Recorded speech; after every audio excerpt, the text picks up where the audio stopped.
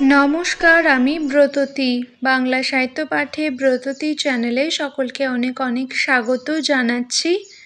আজকে শুনে নেব উপেন্দ্রকিশোর রায়চৌধুরীর গল্পমালা গল্পগ্রন্থের অন্তর্গত গল্প কুজো আর ভূত।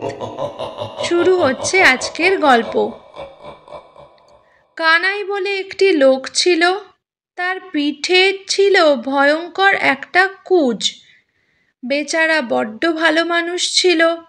লোকের অসুখে বিসুখে ওষুধপত্র দিয়ে তাদের কত উপকার করত। কিন্তু কুজো ছিল বলে তাকে কেউ ভালোবাসত না। কানাইয়ের ঝুড়ির দোকান ছিল, আর কোনো ঝুড়িওয়ালা তার মতো ঝুড়ি বুনতে পারত না। তারা তাকে ভারী হিংসা করত আর তার নামে যা তা বলে বেড়াতো। তা শুনে লোকে ভাবত কানাই বড় দুষ্টু লোক, তাকে দেখতে পেলে সকলে মুখ ফিরিয়ে থাকত। বেচারার দুঃখের সীমাই ছিল না। এত বড় কুঁজ নিয়ে মাথা গুজে চলতে কানাইয়ের বড় কষ্ট হতো। একদিন সে একটু দূরে এক জায়গায় ঝুড়ি বেচতে গেল, আর দিন থাকতে ঘরে ফিরতে পারল না। পথে একটা পুরনো বাড়ির কাছে এসে এমন অন্ধকার হলো আর তার এতই কাহিল বোধ হলো যে আর চলা অসম্ভব। সে জায়গাটা ভারী বিশ্রী, লোকে প্রাণান্তেও সে পথে আসতে চায় না, বলে ওটা ভূতের বাড়ি। কিন্তু কানাইয়ের বড্ড পরিশ্রম হয়েছে, চলবার আর সাধ্য নেই। কাজেই সে সেখানে পথের পাশে একটু না বসে আর কি করে। কতক্ষণ সে এভাবে বসেছিল তার কিন্তু ঠিক নেই। বসে থাকতে থাকতে তার মনে হলো সেই পুরনো বাড়িটার ভিতর থেকে আওয়াজ আসছে, অনেকগুলো গলা মিলেমিশে। আহা, কি সুন্দর সুরেই গাইছে তারা। শুনে কানাইয়ের প্রাণ জুড়িয়ে গেল। সে অবাক হয়ে খালি শুনতেই লাগলো। গানের সুরটি অতি আশ্চর্য, কিন্তু কথা খালি এইটুকু, লুন হ্যাঁ, তেল হ্যাঁ, ইমলি হ্যাঁ, হিং হ্যাঁ। শুনতে শুনতে কানাই একেবারে মেতে গেল। সে ভাবলো যে তারও গানটা না গাইলেই চলছে না। কাজেই সেও খুব সুর করে গলা ছেড়ে সঙ্গে সঙ্গে ধরল, লুন হ্যাঁ, তেল হ্যাঁ, ইমলি হ্যাঁ, হিং হ্যাঁ। এইটুকু গেয়েই ঝাঁ করে তার বুদ্ধি খুলে গেল। সে আরো একটু উঁচু সুরে গাইল, লসুন হ্যাঁ, মরিচ হ্যাঁ, চ্যাং ব্যাং শুটকি হ্যাঁ। কানাই এই কথাগুলো খুব গলা ছেড়েই গিয়েছিল। সে গলার আওয়াজ যে সেই বাড়ির ভিতরের গাইয়েদের কানে গিয়ে পৌঁছিয়েছিল তাতে আর কোনো ভুল নেই। সে গাইয়েগুলো অবশ্য ছিল ভূত। তারা সেই নতুন কথাগুলো শুনে এতই খুশি হলো যে তক্ষুনি ছুটে গিয়ে কানাইয়ের কাছে না এসে আর থাকতে পারল না। তারা এসে কানাইকে কোলে করে নাচতে নাচতে সেই বাড়ির ভিতর বেয়ে গেল। আর যে আদরটা করলো, মিঠাই যে তাকে কত খাওয়ালো তার অন্ত নেই। তারপর সকলে মিলে নেচে নেচে ঘুরে ঘুরে গাইতে লাগলো, লুন হ্যাঁ, তেল হ্যাঁ, ইমলি হ্যাঁ, হিং হ্যাঁ, লসুন হ্যাঁ, মরিচ হ্যাঁ, চ্যাং ব্যাং শুটকি হ্যাঁ। কানাইকেও তাদের সঙ্গে নেচে নেচে গানটি গাইতে হলো। তখন তার মনে হলো, কি আশ্চর্য, আমি কুঁজ নিয়ে চলতে পারি না, আমি আবার নাচলুম কি করে। বলতে বলতে তার হাতখানি পিঠের দিকে গেল। এ কি, তার সে কুঁজ যে আর নেই। একজন ভূত বলল, কি দেখছিস বাপ, ওটা আর ওখানে নেই, ওই দেখ তোর পাশে পড়ে আছে। সত্যি সত্যি সে কুঁজ আর কানাইয়ের পিঠে ছিল না, তখন তার পাশেই পড়েছিল। আহা, কানাইয়ের তখন কি আনন্দই হলো। আর হালকা আর আরাম বোধ হলো, এমনি যে সে তখনই সেখানে মেঝেতে শুয়ে ঘুমিয়ে পড়ল।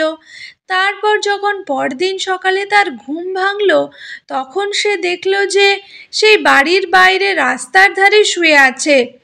ভূতেরা তাকে একটি চমৎকার নতুন পোশাক পরিয়ে এখানে এনে রেখে গিয়েছে। তখন সে তাড়াতাড়ি উঠে মনের সুখে বাড়ি চলে গেল। সেখানকার লোকেরা তার মুখের পানে ফ্যালফ্যাল করে তাকায়, কেউ তাকে চিনতে পারে না। সে যে তাদের সেই কুঁজো কানাই। ভূতেরা তার কুঁজ ফেলে তাকে এমন সুন্দর চেহারা করে দিয়েছে, এ কথা তাদের বোঝাতে তার অনেকক্ষণ লেগেছিল। তারপর দেখতে দেখতে কানাইয়ের কুঁজের গল্প দেশময় ছড়িয়ে পড়ল। যে শুনল সেই ভাবল যে এমন আশ্চর্য কথা আর কখনো শোনেনি। এখন আর লোকে তাকে দেখে মুখ ফিরিয়ে থাকে না। তারা হাসতে হাসতে ছুটে এসে তার সঙ্গে কথা কয়, আর বাড়ির লোককে তার এই আশ্চর্য খবর শোনাবার জন্য তাকে নিমন্ত্রণ করে নিয়ে যায়। কত লোকে শুধু সেই গল্প শোনবার জন্য তার ঝুড়ি কিনতে আসে। ঝুড়ি বেচে সে বড়লোক হয়ে গেল। এমনি করে দিন যাচ্ছে। তারপর একদিন কানাই তার ঘরের দাওয়ায় বসে ঝুড়ি বুনছে। এমন সময় একটি বুড়ি সেই পথে এসে তাকে জিজ্ঞাসা করল, হ্যাঁ গো, কেবল হাঁটি যাব কোন পথে? কানাই বললে, এই তো কেবল হাঁটি, তুমি কি চাও? বুড়ি বলল, তোমাদের গ্রামে নাকি কানাই বলে কে আছে, ভূতেরা তার কুঁজ সারিয়ে দিয়েছিল। তার মন্তরটা তার কাছ থেকে শিখে নিতে পারলে আমাদের মানিকের কুঁজটাও সারিয়ে নিতুম। কানাই বলল, আমি তো সেই কানাই, ভূতেরা আমারই কুঁজ সারিয়ে দিয়েছিল। এর তো মন্তর টন্তর কিছু নেই। তারা রাত জেগে গাইছিল, আমি পথের ধারে শুয়ে শুয়ে তাদের গানে নতুন কথা জুড়ে দিয়েছিলাম। তাইতে তারা খুশি হয়ে আমার কুঁজ সারিয়ে দিয়েছিল, নতুন পোশাক পরিয়ে দিয়েছিল। বুড়ি তখন খুঁটে খুঁটে সব কানাইয়ের কাছ থেকে জেনে নিয়ে তাকে অনেক আশীর্বাদ করে সেখান থেকে চলে গেল। সেই বুড়ির ছেলে যে মানিক, তার পিঠে ছিল কানাইয়ের কুঁজের চেয়েও ঢের বড় একটি কুঁজ। লোকটা এমনি দুষ্টু আর হিংসুটি যে তার পাড়ার লোকে তার জ্বালায় অস্থির থাকতো। সেই মানিকের কুঁজ সারাবার জন্য তার বাড়ির লোকেরা একদিন রাত্রে তাকে গাড়ি করে এনে ভূতের বাড়ির কাছে রেখে গেল। সেখানে পড়ে পড়ে মানিক ভাবছে ভূতেরা কখন গান ধরবে, আর তাতে সে কথা জুড়ে দেবে, আর তার কুঁজ সেরে যাবে। তারপর যেই ভূতেরা বলেছে নুন হ্যাঁ, তেল হ্যাঁ, ইমলি হ্যাঁ, অমনি মানিক আর তাদের কথা শেষ করতে না দিয়ে চেঁচিয়ে বলল, গুরুচরণ ময়রার দোকানের কাঁচা গোল্লা হ্যাঁ। তখন গানের তাল ভেঙে তো গেলই। কাঁচা গোল্লার নাম শুনে অনেক ভূতের বমি পর্যন্ত হতে লাগলো। ভূতেরা এসব জিনিসকে বড্ড ঘেন্না করে, এর নাম অবধি শুনতে পারে না। কাজেই তারা বেজায় চোটে দাঁত খিচুতে খুঁচুতে এসে বলল, কে রে তুই অসভ্য বেতালা বেটা, আমাদের গান মাটি করে দিলি, দাঁড়া তোকে দেখাচ্ছি। এই বলে তারা কানাইয়ের সেই কুঁজটা এনে মানিকের কুঁজের উপর বসিয়ে এমনি করে জুড়ে দিল যে আর কিছুতেই তাকে তো তুলবার জো নেই। পরদিন মানিকের বাড়ির লোকেরা এসে তাকে দেখে অবশ্য খুবই আশ্চর্য আর দুঃখিত হলো, কিন্তু গ্রামের লোকেরা বলল, ব্যাটা যেমন দুষ্টু তেমনি সাজা হয়েছে।